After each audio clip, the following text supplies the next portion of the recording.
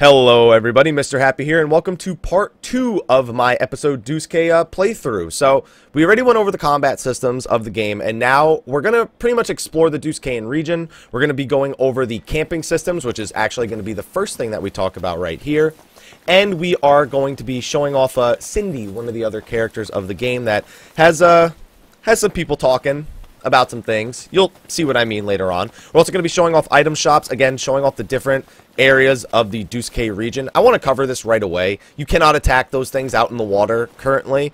They said they're trying to have swimming in the full game, but that, you know, swimming's not in the demo, so I guess that's why I can't get out to them in order to attack them. But one can only hope. So one thing that happens in this game is there is a day-night cycle. There is also going to be a weather system in the full game. The weather system being dynamic. It can be random. It can rain, which can change the way that your magic actually works. Fire magic being less effective in the rain, but lightning magic being more effective. Also being a little bit more dangerous since, you know, everything conducts electricity and whatnot. But throughout the world, which we're going to talk about right here, you'll notice that there are a bunch of different destinations. You have the ability to actually set destinations here, which will lock on the destination. As you can see, it just updated. That is exactly 666 meters away. Let's not go there, all right? Let's not go to the Digthee Haven then. But you can lock onto something, and it'll change automatically, as you can see, based on how far away things are. Gives you kind of an elevation reading as well. There are quest locations that you can track. There are outposts that you can track, and I'll be going over the point of outposts a little bit later on. And then there's also campgrounds, which I'm at right now. So when it becomes nighttime, enemies become more dangerous. There's different kinds of enemies, more nocturnal ones out. And it also makes you more kind of obvious because you have a light around you that attracts nearby enemies. So at nighttime, it's usually pretty safe to camp. Now, camping actually has a lot of different uses. For one, all the EXP that you gain out in the open world does nothing for you unless you stop and rest. Or whether it be at a camp or an outpost, if you do not stop and rest, that EXP will not tally up. So in order to actually level, you need to rest. So here we have two different options. We can spar with Gladio again, which we're not going to do. Or we can rest. Now you'll notice that on today's menu we have Potluck Stew. It gives us a fresh and immune effect, and it takes 1 Apiornis tenders and 1 Agar root. So eating at campsites is very important, and for that reason, having items with that little triangle next to their name is also very important. Those are usually food supplies or ingredients that you can use to get better foods while you go camping. And the better foods you have, the better buffs you'll get when you actually camp. When I eat this Potluck Stew, I'm going to get the fresh buff and the immune buff for pretty much an entire day cycle, usually a little bit longer than that. But also, incomplete side quests will be abandoned, and a side quest that will be abandoned is noted by a black exclamation mark. So keep all of this in mind. It's bad. So this will automatically bypass the night cycle, which is the biggest thing that it does on top of giving you all the buffs and whatnot. It's also going to make you really, really hungry, by the way, because every time you eat, this will happen. This will pop up on your screen. The Potluck Stew. Oh, I haven't eaten breakfast today. I need to eat. You know, I never eat before I record this. I feel like an idiot every time I do it. So, I eat the Potluck Stew. Now, you'll notice that on the right-hand side, several things are listed. Today's experience points are on the far left, Noctis having 1,968 for reference. There's 3 little squares under your name, which actually are the 3 buffs that you can get from eating food, the maximum of 3. I don't know if that's going to change in the full game. I don't know if certain foods can give you more than that. We don't know. There's also the current level and the amount of EXP needed to level up. In the full game, there will also be ways to learn new techniques and, I guess, enhanced techniques based on this screen at the bottom, where new techniques not available in episode Duscae. So, we eat the Potluck Stew, we get the fresh and the immune buff, which, by the way, are very, very important.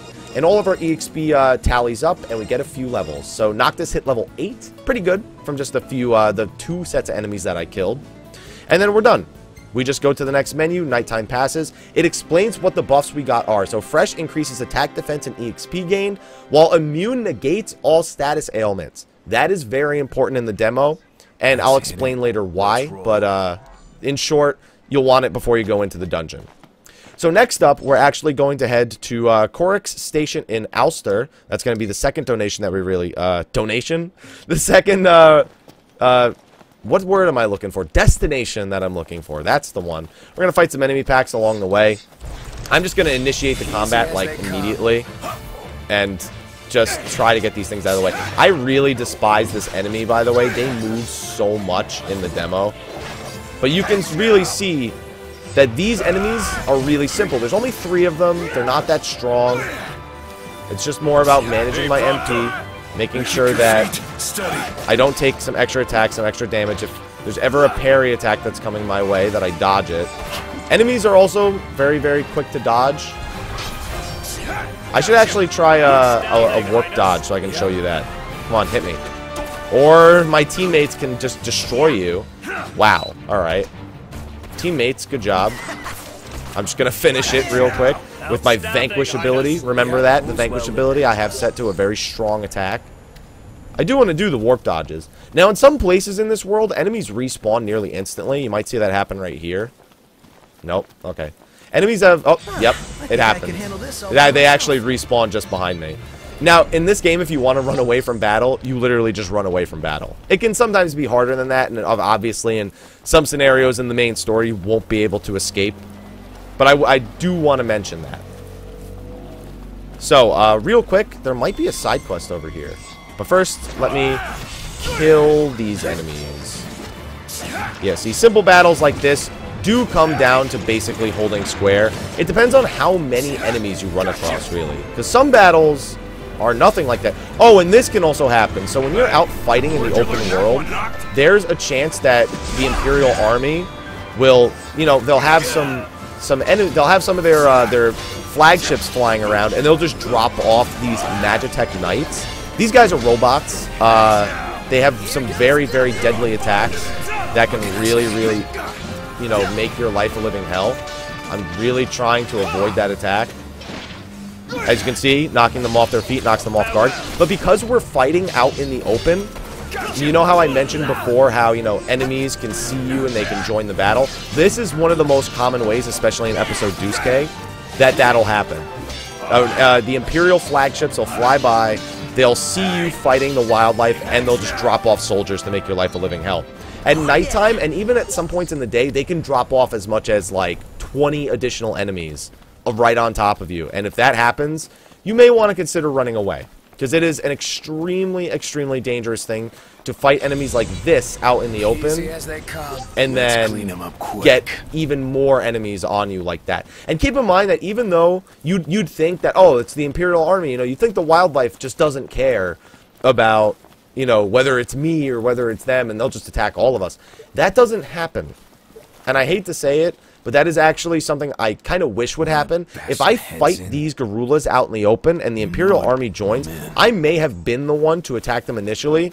But you'd expect animals to not be able to really tell the difference between, oh, are these guys on the same side? Are they fighting each other? You know, sort of like just enough intelligence to know, like, hey, these guys aren't on the... These guys, I don't care if they're on the same side or not.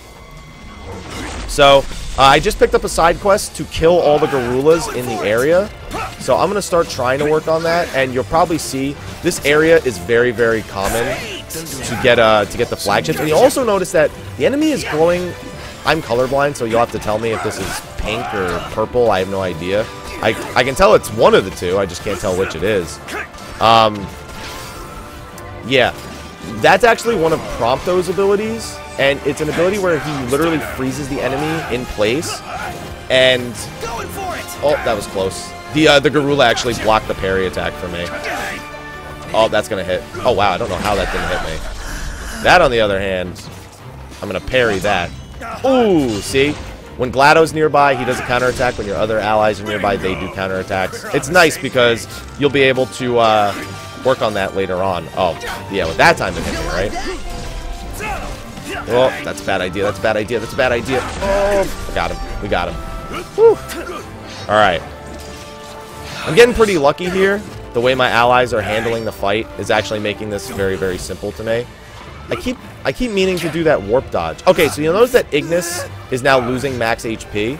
I gotta walk over to him. Oh, okay, or not. I tried to walk over to him and rescue him, and now he's gonna get wrecked. They'll usually try and make their way over to you. Sit this one out, champ. But it doesn't always happen. I'm going to get him up.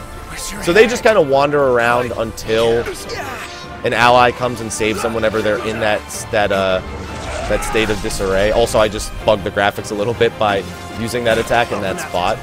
Forget that. Oh, come on. Off guard. Oh, that's not good. Oh, that attack almost hit me, that parry attack. Only being level 8 and taking these enemies on can actually be pretty problematic. Oop. So I only have 39 health left. I gotta be a little bit careful. I mean, like I said, these battles can get out of hand. And because you're able to move so freely and, you know, you have this dodge button and whatnot, if you get hit, you take a fair amount of damage in this game. It can be pretty punishing to take an attack directly to the face. Oh, and there's an Imperial airship. Well, at least it came kind of after I was already done killing everything. So I guess I don't mind it that much. And that's what happens if you just don't counter afterwards. I've actually never not countered, so I was kind of curious what would happen. And you can see they're just rushing over here, and they're coming right for it. What I like to do when I'm missing HP is I teleport over to this guy, and I just wail on him to get MP back. Because every hit I land increases my MP, it's a pretty effective way of just getting MP back. And then you can always Drain Blade, although you have to be careful because these enemies just, yeah, they don't mess around. When they're off guard is usually the best time to Drain Blade them with this exact weapon. These guys, though, if you just never stop attacking them, they are pretty bad at countering. That's their one weakness. Their one strength is that they just come after you, like, in droves. Now, another thing you can do in combat, you can actually Warp Strike without actually locking onto a target. But as you can see, I just went into stasis because I'm an idiot. So now we got to go hide behind this rock to get my MP back. And he's trying to hide behind the rock as well. We're gonna help him out. Oh, that was close. I thought you were gonna too. Now get out of my way. Yeah, there we go. Ugh. This happens more than you think it would, where your allies get in your way also. It's one of the other things I still think needs some work in the game. Of course, luckily this is a demo. Square Enix has gotten better about taking feedback from things in demos and applying them to the full game. So I am hopeful. I do think that some of these issues will be addressed. Will all of them be addressed? Who the heck knows? So, remember when I explained before in the first video that if you... So the amount of time you have to parry an attack depends largely on what frame of attack the enemy is using. For those who don't know what that means, every action in any game pretty much has a certain number of frames it takes to execute. In this game, if you... How do I find a good way to explain this? Basically, if you try to parry an attack at the end of the amount of frames it takes to execute the attack, then you have less time to actually execute the parry. So normally what you'll want to do is you'll want to execute a parry, or you'll want to be in position to execute a parry as soon as the attack is about to hit you, as opposed to, oh, I ran over there and right at the end of the attack it went to parry, because it just doesn't give you much time to parry at all. That was a pretty good example. I recommend you watch what just happened over again a couple of times so you maybe understand it a little bit better. Speedrunners totally understand the concept of counting frames, so, you know, that's where I learned it, actually, when I was younger. I learned it from speedrunners, you know, what it meant to count frames. And it's actually helped me a lot in more action-related games like this. That one looks more so like we're coming up to the Corx Petroleum Station in Ulster, and here I'm going to show you a few things. I'm going to show you what it means to rest in a caravan. I'm going to show you what the item shops are like in this game, or at least this item shop. And I'm also going to show you another character in the game called Cindy. Now, there is some story behind her. I'm not going to spoil, you know, before we actually get there, but you'll see it soon enough. So, first off, we have the actual item shop. So you walk in, and it puts you to kind of like an actual walk, so you're not just running around mindlessly inside of the shop. And here is our shopkeeper, who looks like he just came right out of Jersey. So let's talk to him. Hey! So yeah, things you can buy here. So you could sell your items, of course. Items with the double stars next to them just tend to be vendor trash, so I just sell them. But items like this, remember how I explained these are used to make good foods out in the open world? Yeah, you don't want to sell these. Usually, you want to hang on to as many of those as possible, and I'm even going to go out of my way and buy a couple more myself. I'm going to buy some Alstroms, and that should be good. I'm not going to buy any more potions or antidotes. I don't feel like I need them. But now I have more food options when I go out into the world and I need to cook food at campsites. Now, before I show you the caravan, which is a different type of campsite, we're going to meet Cindy. I want you all to be mature here as best as you can. And again, if the audio is offset in this cutscene, I will make sure to fix it when I post the full video. It will mean that my commentary will be slightly off sync, but at least the game won't be. Anyway, I'm going to mute my microphone and enjoy. How goes it, Cindy? Hey there, good to see y'all. Any luck with the car? Don't need luck when you got skill. She's almost ready. How about y'all? We've been unable to raise the money as yet. Well, take your time, it's no rush at all. I hate to charge you, but we gotta stay in business somehow. We broke it, we bought it. She's a fine one, this girl of yours. And she won't take nothing less than the best parts. Only one way to do it, and that's to do it right. All things considered, you're getting a steal. Yeah, don't think we don't know it. When we finally pay our bill off, we'll throw in a dinner too. Best save that for Pawpaw. When I told him y'all broke down again, he was redder than Rama. Alright, and there we go. That was just a short little cutscene with Cindy. I actually kind of like her character. If you look, you know, at the way she treats her work, she's very much dedicated to it in such a way. The accent is also okay for me at the very least. One thing that kind of bothers me, she pronounces the way she pronounces Rama. Now, I play Final Fantasy XIV. I've played Final Fantasies all my life, and Rama is one of the most debated names, you know, other than maybe Behemoth. Although we do know that Behemoth's real life name would be Bahamut. It's just that in Final Fantasy XIV, they actually do pronounce it Ramu, like that. Like, he puts a lot of emphasis, like he rolls the R, goes Ramu.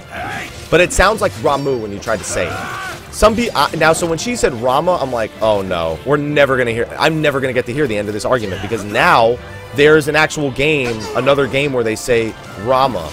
Now, some people have told me, it's her accent. But it doesn't change the fact that she said it. Oh, wow, I just jumped right into a parry attack.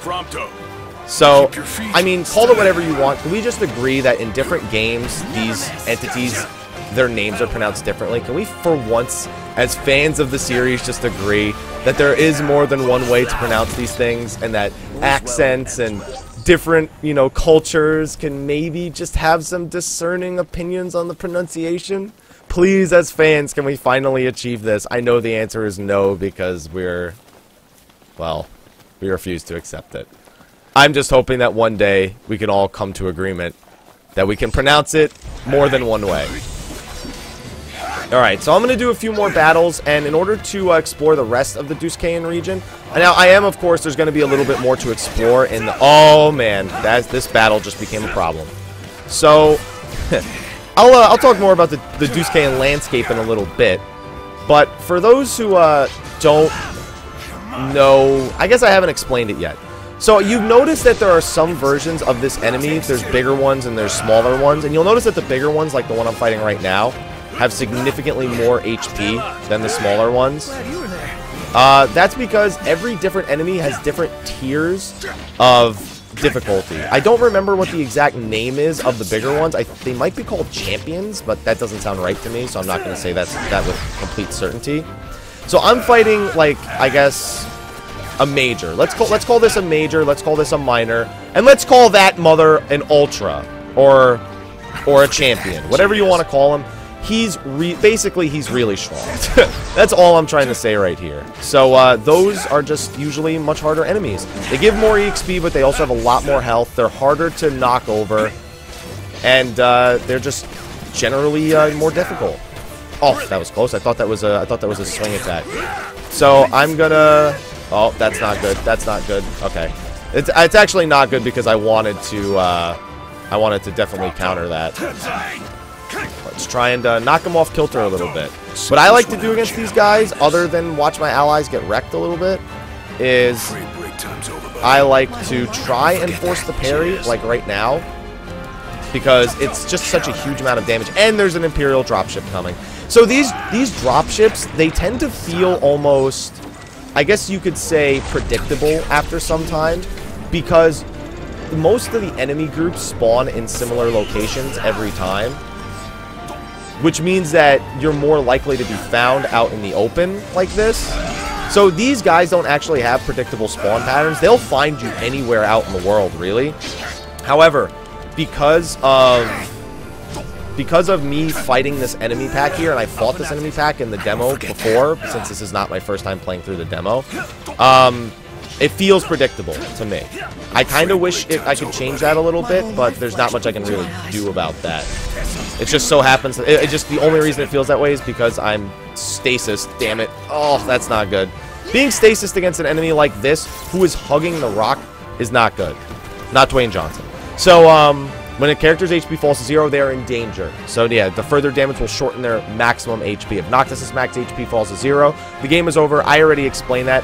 The good news is you can actually use items while you're in this menu. Now you'll also notice that it gives you a list of all the enemies you're in combat on the left-hand side. This leads me to believe that there will be items you can actually use on the enemies as well. I haven't encountered any yet in the demo, but it's something that I'm actually a big fan of.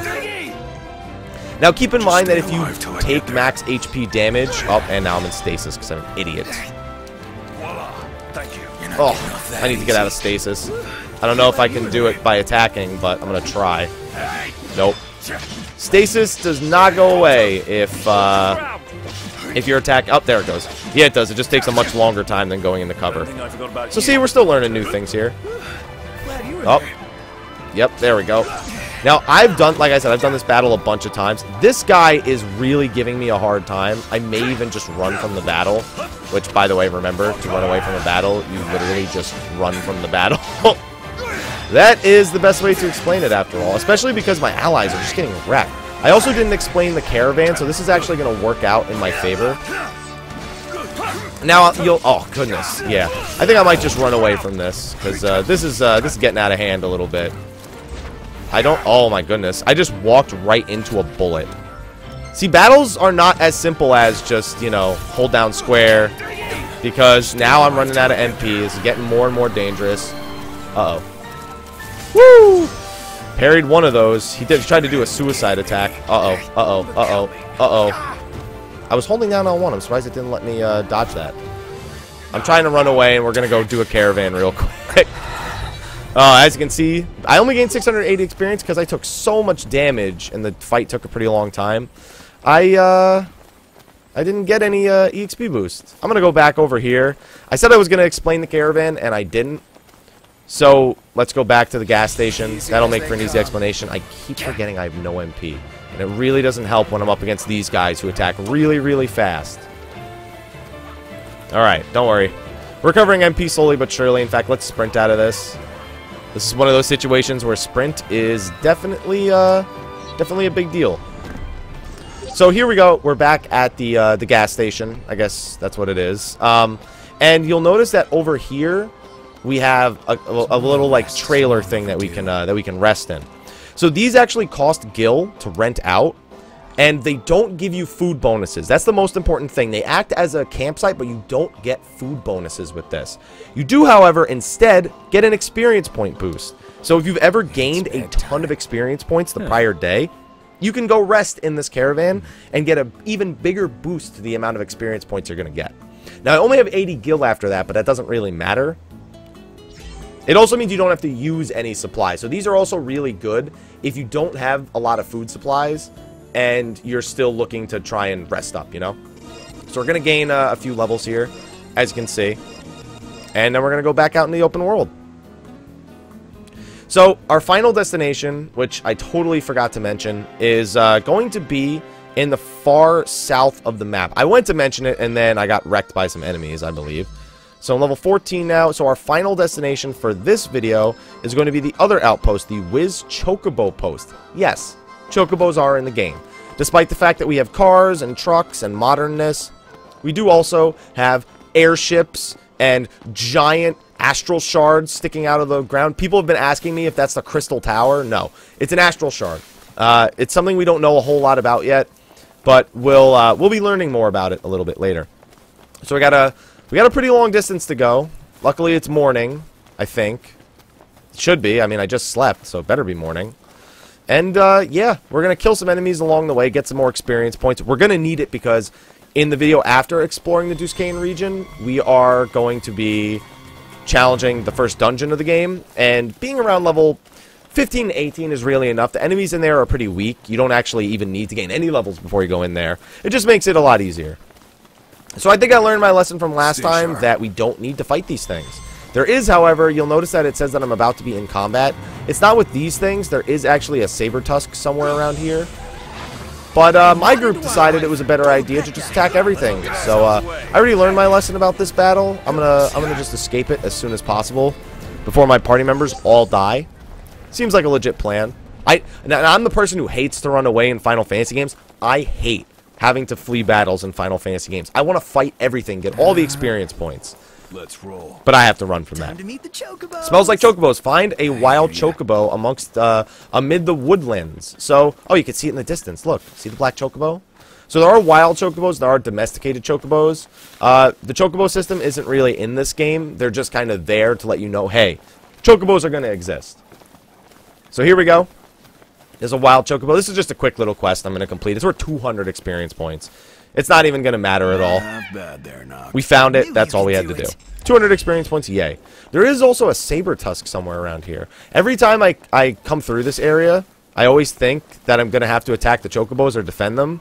But it's usually because there's a saber tusk spawn somewhere around here. I really wish I could go fight this thing. There it is. As you can see, I know the demo very, very well. So let's go and check out the water. This is supposed to be exploring the Duscae region. So you can see those things are pretty massive. If I could go out there into the water, I would totally fight it for you guys. But as you can see, I can't go any further because the water gets deeper. Come on, let me teleport to its head. You know you want to let me teleport to its head. You know you want to let me do it, game. The game doesn't want to let me do it. But as you can see, water, the water trailing effects look pretty nice. Overall, I'm really impressed with the visuals of this game.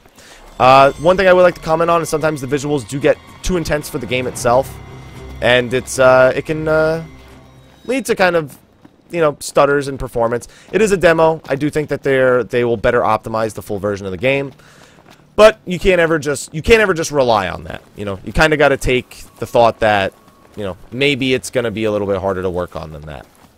So here we go. This is all shallow water. You'll notice that my movement speed kind of slows down when I'm trudging through the water. Oh. I am not into wildlife. Yeah, we're not into wildlife either. Let's all give ourselves away. And now we get to kill some of these. So I think this one is taking a pretty long time to die. This might be a major. There are majors to pretty much every enemy type in the game. So if an enemy takes a lot longer to kill, odds are it was a major. I'm not sure if enemies scale up with your level, like the higher level you are, the more... I guess not scale up with the level, not like Final Fantasy VIII style at least. I mean more or less... more or less in the means of like... Yeah. I guess I kind of do mean that. When you're a higher level, I wonder if it'll increase the likeliness of you finding majors and champions and whatnot. I don't know what game I'm actually pulling those names from. I know in an interview they sort of named the higher difficulty versions, but they didn't like really... I don't think they really named them. I'll have to go back and take a look. So we have more water, jumping up on rocks. Now there is a rare enemy that I've seen that can spawn out over here. It's almost like a horse, and it just runs away. I've only run into it once, and I'm kind of taking a look for it right now. Oh, what's this? Oh, just wanted Behemoth. It's the same thing again. But I'm assuming in the full game you can run into more than one, you know, more than one kind of bounty out in the open world like that. I want to know who lives here, though. Alright. Jump over. Sometimes there's a quest when you check this sign. But I think that's a quest. You actually have to trigger the Behemoth quest, which is a little bit over there. Check this out. Yeah. See, there's the next part of the Behemoth quest. I'm actually going to avoid that because I want to do the entire Behemoth quest in a single video. So I'm going to avoid it. Yeah, I know. I know it's over there. Leave me alone, guys.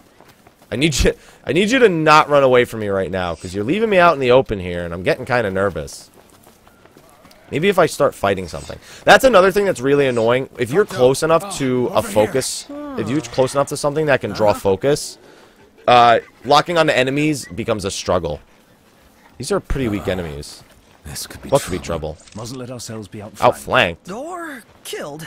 We're not even fighting these things yet. They're not even attempting to attack us yet. What are you guys worried about? Granted, we are going to wreck these things pretty hard, I'd imagine. Yep, and now it's off guard. And now this thing is going to be very, very dead. Yeah, whenever you land these off-guard hits, you can see how it gets kind of more epic, I guess is the right way of putting it. Full thrust, full thrust.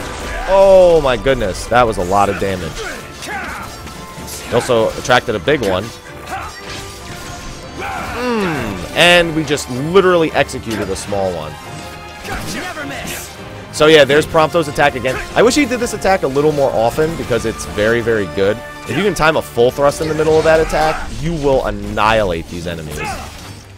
I like to use full thrust to knock them over and then full thrust them immediately again to execute them. That was a pretty smooth battle.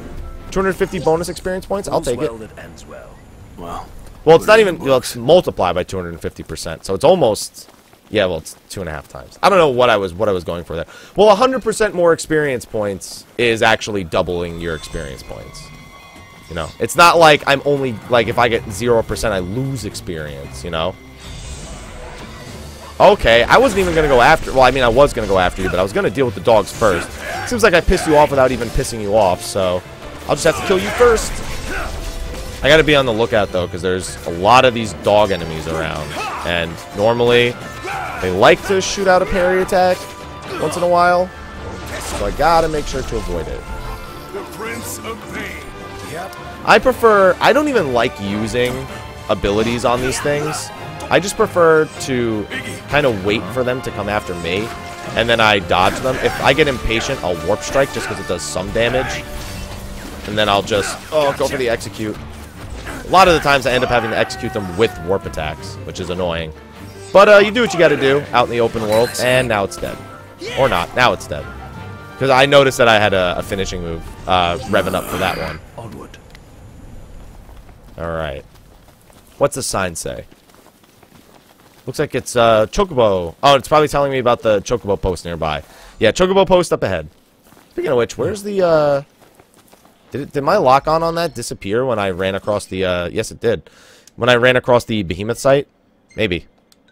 No, we want there we go. Where's chocobo post? Only 345 meters away. Not that far. We'll use you to get a little bit closer. Easy as they come. Come on. Oh, yep, see? See what I mean? I actually really like the sword as a counterattack weapon against these things. But the spear is alright too, I guess. I can just go up there and hide and let my allies handle this. Oh, come on. Thing is, it's really hard to knock these guys off kilter. But that, on the other hand, the parry attack, is very effective against them. Counterattacks in general are just effective here. As opposed to just chasing after them, I find that to be very ineffective. We also, I just realized there's a lot more of these things here than I thought there was. They're only worth like 15 experience points each. The Garulas and the dungeon are really where most of your EXP is in this demo. And if you can kill the Behemoth, but that's a whole nother story. If you can kill the Behemoth, yeah, well, we'll talk about that later. We'll talk about killing the Behemoth a little bit later in the video. I'm actually thinking about doing a special version of the Behemoth video where I try doing it without the use of a certain insta-kill mechanic that we're going to be... some of you may already know about. Some of you will probably... sorry for my language, shit your pants. Just because it's pretty cool what happens. And you'll be seeing that in the final video. And, well, what should be the final video, the conclusion of episode Duscae. Man, I really hope we don't have audio sync issues with this recording. I've had to record quite a few times. I had this, after having issues with a few other recordings, after having issues with volume, after having issues with the audio sync, I've had to play this, I guess not more times than I wanted to, but more times than I expected to. So some of the things that were epic to me the first time around aren't epic to me anymore. And it's not that they're not epic to me anymore, it's just that, I've seen them, I've had overexposure. It's a chocobo. But here we go. We are at Wiz Chocobo Post. More of an intuition. This is also another caravan area. I'm not going to actually use the caravan this time because I actually want to rest at a campsite before I go off to the dungeon. But here we are, Chocobo Post. It's a pretty cool place. As you can see, we got the item shop over here. This guy didn't even say... Oh, there we go. What's that? Oh, they're not ready for riding. Oh, but come on, this is the demo. I really was looking forward to riding a chocobo in the demo. They're not ready. Wow, he was talking really slow. He mostly sells the same items that the other guy does. As you can see, I also can't afford them. Maybe I could sell a few things. Now, all I have is 1 rusted bit and 14 saber tusk claws. If you want, you don't even have to do the whole Behemoth quest. You can just sell him expensive items. There's some really expensive items out in the world. But yeah, almost all these outposts have an item shop. Some of them, like this one, in the full game have access to, you know, the chocobos. There's usually some other information available. But as you can see, chocobo rentals are suspended until the wetlands are safe for travel. So, and then of course we have a trailer, because what outpost would it be without a trailer? So anyway, this is going to be the end of part 2 of my episode Duscae playthrough. Part 3, we're going to be checking out the dungeon playthrough, the mechanics that go on in there. I'm also going to be taking a quick rest at an outpost, or not an outpost, at a campground before we go in, and I'll explain why when we get there. But anyway, thanks for watching this video. Hopefully the audio delay isn't broken, and I'll see you guys in the next one. Until then, take care.